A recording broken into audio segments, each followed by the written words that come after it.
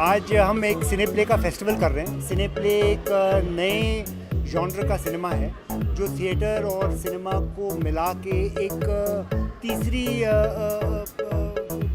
मतलब दिशा खोल रहा है।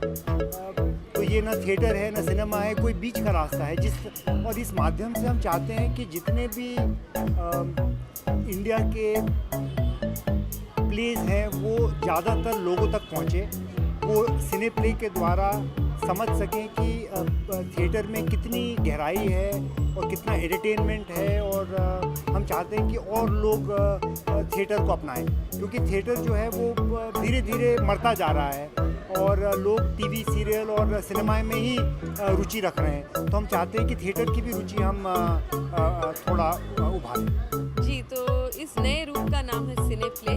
सिने प्ले यानी सिनेमा और प्ले यानी थिएटर, दोनों को जोड़ के बनाया गया है। क्योंकि कई बार ऐसा होता है कि लोग नाटक नहीं देख पाते, उनको लगता है या तो नाटक ऐसी चीज़ होगी कि बड़ी कोई इंटेलेक्चुअल चीज़ है, हमें पता नहीं समझ आएगी नहीं आएगी। कई बार पता नहीं होता है कहाँ नाटक ये हो रहे हैं। बड़े बड़े शहरों में ही होते हैं, छोटी जगहों में कई बार ये नाटक के ग्रुप्स जा ही नहीं पाते। महंगाई कई बार नाटकों की ज़्यादा होती है तो इसलिए अफोर्ड नहीं कर सकते। कई कारणों की वजह से नाटक उस तरह से फिल्म की तरह से इतना मास बेस उसका नहीं बना है। तो ये सोचा गया और ये सुबोध मेरे हस्बैंड, उन्हीं का इनिशिएटिव है। उन्होंने ये बात सोची कि क्यों ना हम नाटकों को अच्छे से शूट करें, फिल्म की तरह शूट करें और लोगों तक उसको पहुंचाएं। मैं इसलिए आया हूँ यहाँ पे क्योंकि मेरी दोस्त हैं शिल्पा शुक्ला जो कि इनवाइटेड थी और उनको बहुत इंटरेस्टिंग लगा कॉन्सेप्ट। उन्होंने मुझसे पूछा कि तुम जाना चाहोगे, इसलिए मैं आया यहाँ पे। और एक नए तरीके का आर्ट फॉर्म है, प्लेस को एक नई लाइफ मिलती है। कई लोग प्ले मिस कर जाते हैं, देख नहीं पाते हैं। सिने प्ले के ज़रिए से आप प्ले रिकॉर्ड कर सकते हैं, so it increases the shelf life of the play.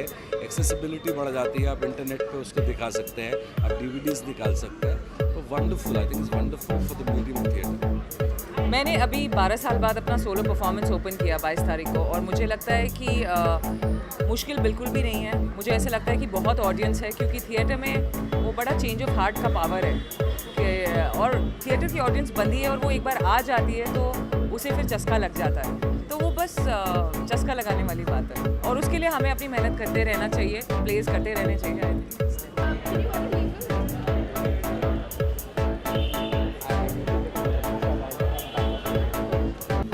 Cine play जो कर रहे हैं एक बहुत इनोवेटिव चीज़ है, थिएटर को सिनेमा फॉर्मेट में इस तरह से थिएटर बहुत से लोगों तक पहुंच सकता है, और जिससे आप ऑनलाइन देख सकते हैं। सो अगर आपकी आपके पास इतना टाइम नहीं है कि आप प्लेस देख सकें, इतने प्लेस होते हैं जो मैं खुद देखना चाहती हूँ, बट बिजी होने के कारण मैं नहीं देख पाती। So I can just log on to cineplay.com and watch it there. And cinema and same theatre इतने सारे जो प्ले, स्पेशली जो इस फेस्टिवल्स में प्ले स्क्रीन करे जाएंगे, दे आर फैंटास्टिक स्टोरीज। लेकिन हम हर प्ले हमेशा नहीं देख पाते हैं, बिकॉज वो 3 दिन के लिए आते हैं। अगर आप उस वीकेंड पे बिजी हैं तो आपका वो प्ले मिस हो जाएगा, राइट? सो इस तरह से if it's available on a DVD आप कभी भी देख सकते हैं। They are very interesting stories, बहुत अलग तरह की stories. So if it's available online, it's available on a DVD, nothing like it. Sharma एक लेखक और प्लेराइट थे।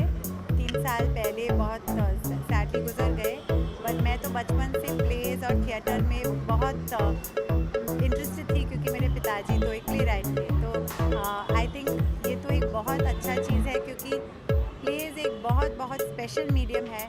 और वैसे तो एक ऑडिटोरियम लाइक हॉल में सिर्फ इतने सारे लोग बैठ सकते हैं, बट वो प्ले वो पूरा देश में अगर देख सकते हैं, पूरा वर्ल्ड में, तो वो तो बहुत बढ़िया चीज़ है। तो I think it's a great platform to show wonderful plays to people all over the world. और मैंने ऐसा कोई एक्सपेरिमेंट इससे पहले देखा नहीं है और मैं काफ़ी एक्साइटेड हूँ इसको देखने के लिए। So I have been called here and I am very happy that I have been called.